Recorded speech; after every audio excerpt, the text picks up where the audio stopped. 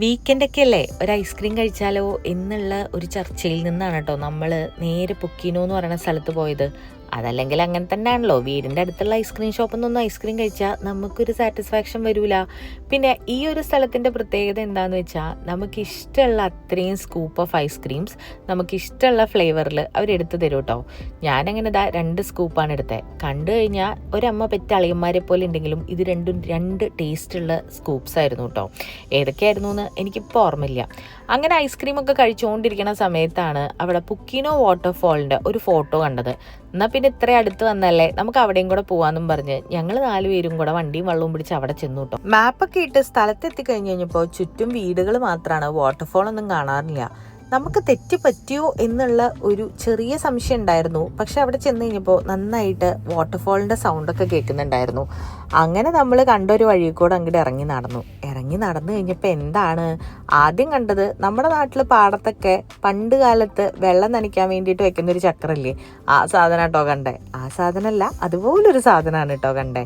പിന്നെ താഴേക്ക് ഇറങ്ങി കഴിഞ്ഞപ്പോൾ അടിപൊളി വ്യൂ ആയിരുന്നു കേട്ടോ. എന്തൊരു ഭംഗിയാണെന്നറിയോ ഈ ഒരു വാട്ടർഫോൾ കാണാൻ. നമ്മൾ മലയാളികൾക്ക് അല്ലെങ്കിൽ ഞങ്ങൾ തൃശ്ശൂരുകാർക്കൊക്കെ വാട്ടർഫോൾ എന്നൊക്കെ പറയുമ്പോൾ ആദ്യം മനസ്സിലേക്ക് വരിക നമ്മുടെ അതിരപ്പള്ളി വെള്ളച്ചാട്ടം തന്നെയാണ്. പക്ഷെ അത്രയും വലുതൊന്നും അല്ല കേട്ടോ.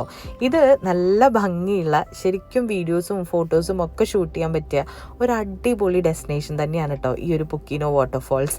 ഇവിടെ എനിക്ക് തോന്നുന്ന അധികം ആളുകൾക്കൊന്നും ഇനി അറിയാത്തതുകൊണ്ടാണോ എന്നറിയില്ല, വലിയ തിക്കും തിരക്കും ബഹളവും ഒന്നും ഉണ്ടായിരുന്നില്ല കേട്ടോ. നമ്മൾ ചെന്ന് കഴിഞ്ഞപ്പോൾ നമ്മൾ മാത്രമേ ഉണ്ടായിരുന്നുള്ളൂ.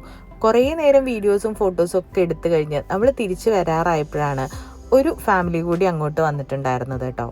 ഇതിപ്പോൾ നമ്മുടെ നാട്ടിലാണെങ്കിൽ ഇതിൻ്റെ അടുത്ത് ഒരു 4 കുഴിമന്തിക്കടയും വല്ല ബ്രെഡ് ഓംലേറ്റും ചായക്കടകളും ഒക്കെ ആയിട്ട് എന്തോരം കടകൾ ഉണ്ടാവുമായിരുന്നു അല്ലേ. ഇവിടെ പക്ഷേ ഇങ്ങനെയൊന്നും കാണാൻ പറ്റില്ല കേട്ടോ. ഇതിൻ്റെ അടുത്തൊക്കെ ഒരു കോഫി ഷോപ്പ് കിട്ടിയാൽ തന്നെ ഭാഗ്യം എന്ന് പറയേണ്ട അവസ്ഥയാണ്. കുറേ നേരം വീഡിയോസും ഫോട്ടോസും ഒക്കെ എടുത്തു. പിന്നെ എൻ്റെ പേഴ്സണൽ ഫോട്ടോഗ്രാഫർ എൻ്റെ കൂടെ തന്നെ ഉള്ളതുകൊണ്ട് എനിക്ക് വലിയ ബുദ്ധിമുട്ടൊന്നും ഉണ്ടായിരുന്നില്ല. ഇങ്ങനെയുള്ള പല സ്ഥലങ്ങളിലൊക്കെ പോകുമ്പോൾ വിനീഷേട്ടൻ എന്ന് പറയുന്നത് ഒരു മുത്താണ്. കാരണം പുള്ളി നല്ല അടിപൊളിയായിട്ട് ഫോട്ടോസും വീഡിയോസും ഒക്കെ എടുത്തു തരും കേട്ടോ. ഞാനിങ്ങനെ കുറേ നേരം ഇവിടെ ഈ ഒരു വെള്ളച്ചാട്ടത്തിൻ്റെ ഭംഗിയൊക്കെ ആസ്വദിച്ച് നിന്നു. പിന്നെ എക്സ്ട്രാ ഡ്രസ്സൊന്നും എടുക്കാത്തതുകൊണ്ട് വെള്ളത്തിലേക്ക് ഇറങ്ങിയില്ല. പക്ഷെ എന്തായാലും ഞാൻ കയ്യും കാലൊക്കെ നനച്ചിട്ടാണ് കേട്ടോ തിരിച്ചു പോന്നിട്ടുണ്ടായിരുന്നത്. ചില സമയങ്ങളിൽ ഇതുപോലെ അൺഎക്സ്പെക്റ്റഡ് ആയിട്ട് നമ്മൾ പോകുന്ന ട്രിപ്പുകളുണ്ട്. അത് തരുന്നൊരു സന്തോഷം ചിലപ്പോൾ നമ്മൾ പ്ലാൻ ചെയ്ത് പോകുന്ന ഒരു ട്രിപ്പിനും തരാൻ പറ്റാറില്ല കേട്ടോ. അപ്പോൾ ഇന്നത്തെ കഥ പറച്ചിൽ ഇത്രയൊക്കെ തന്നെയുള്ളൂ. ഇനി നമുക്ക് അടുത്തൊരു വീഡിയോ ആയിട്ട് വരാം കേട്ടോ. അപ്പോൾ ശരി, പിന്നെ കാണാം കേട്ടോ.